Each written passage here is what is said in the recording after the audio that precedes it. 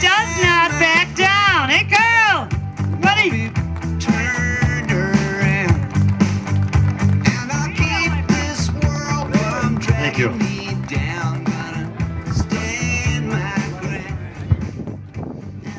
What a great day.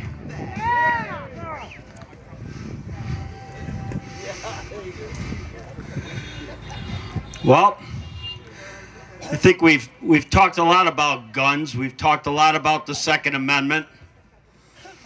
And I think it's my role to connect up those dots for you a little bit.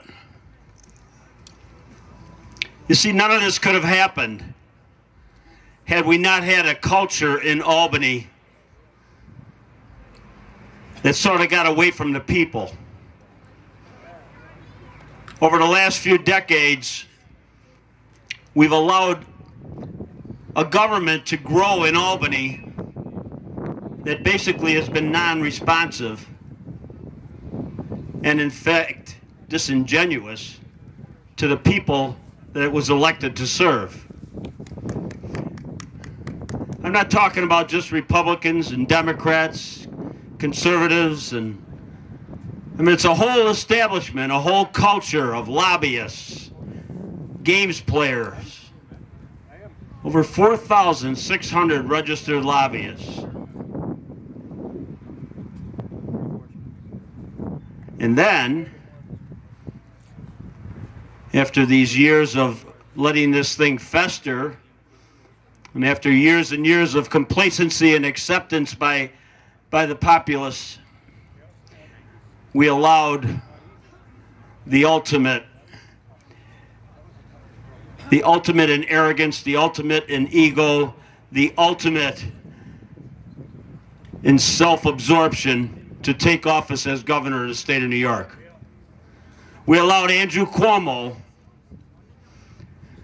a man whose ego can drive him to do all kinds of craziness, a man who never really did respect the people, who has Attorney General played this sick game, and I can talk about that for a long time, about the Hevesy and the Ravitch matters and how he wanted to give them walks for their criminality.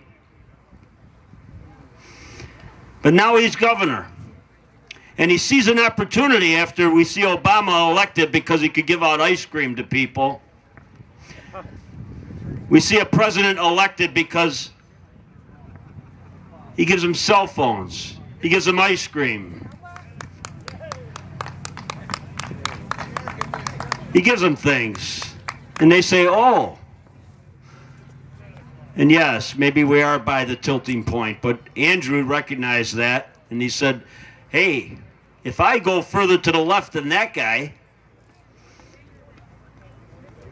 if I do some things here in New York to show I am more of a progressive elitist than Barack Obama, maybe I could be president. And that's how easy it was for him when he was deliberating whether to take some of your rights away. Because it wasn't about you.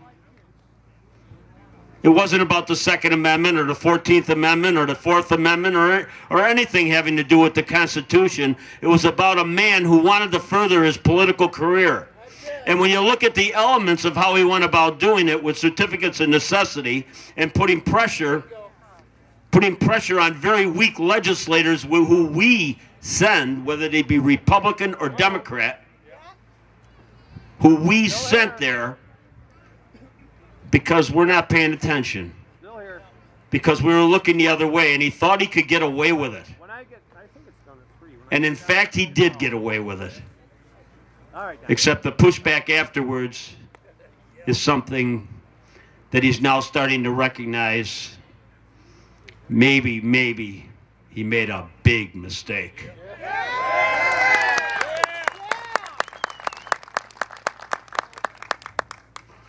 They are so far off the reservation that they would even announce that it's costing the people $60,000 to repair the lawn. Are you serious? These people that steal millions and millions of dollars, that waste millions and millions of dollars, are throwing back at us, the people, that we can't damage a lawn?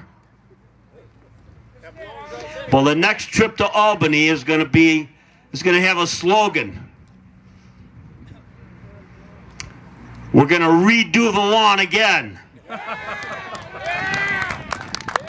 I'm going to think of a better one for that. We're going to wreck the lawn again because we've got a right to wreck the lawn. We're on your grass because we're on your ass. We're going to cut your grass.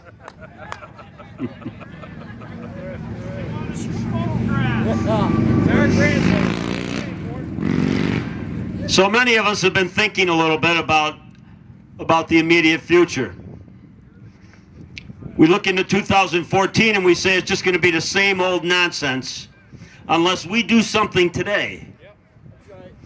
Well, what we're going to embark on doing, and we're going to start it in Western and Central New York, is we're going to take back the Republican Party and we're going to give it a meaning. We're going to let people know that when you're a Republican, it means something. That we do have values, we do have substance, and we're going to be able to tell them what it's about. It was disgraceful what they did to Wendy Long. The rhinos I'm talking about. The Republicans in name only. The Tom Libbuses, the George Maziars, the Dean Skelos. That crowd of supposed Republican elected officials selling us out. Cuomo would not have gotten a first base if Skelos had run that Republican-controlled Senate as he should have. Cuomo, we wouldn't be standing here today if Skelos had been a real, true Republican and had stood for his values and used the power that he had, because his power was it takes three to tango in Albany. He had one of those three votes. And when it came to the gay marriage vote, he began to lose it. He lost those first 2 years, from 2010 and 2011. He had the power. He had full control of the Senate. That was 1/3 of what it took to do anything in the state of New York, and he controlled it. And he sold us out saying, oh my God, I have to be like this or we will lose the Senate. Well, guess what? Because of selling us out in the gay marriage bill, he did lose the Senate.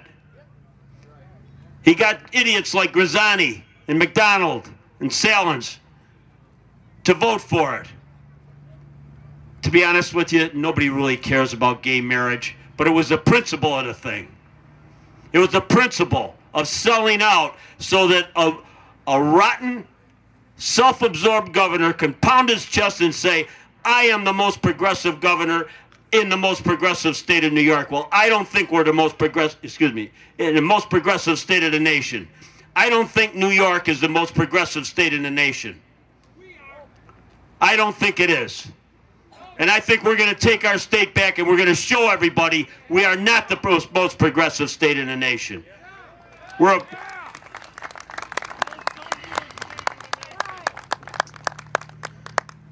So beginning shortly, we're going to call upon the citizens of this state, primarily the Republicans in upstate New York, to get out there in registration drives and register your family members, your friends. Get people registered as Republicans. Turn conservatives, turn independents, get them registered Republicans so that when we have to primary these traitors that we have in the party, these rhinos,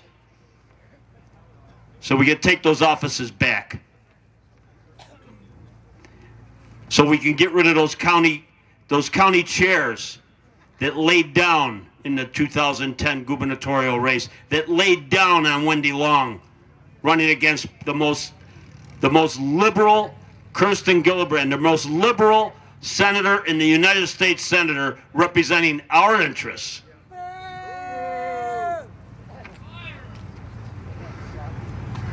So forget about the past. I know that's tough to do. But let's look at the past as being our source of energy on our new focus, which is the future. And the future of the state of New York is with us. Let's go out and do it.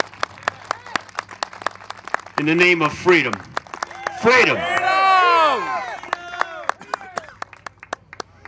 Thank you.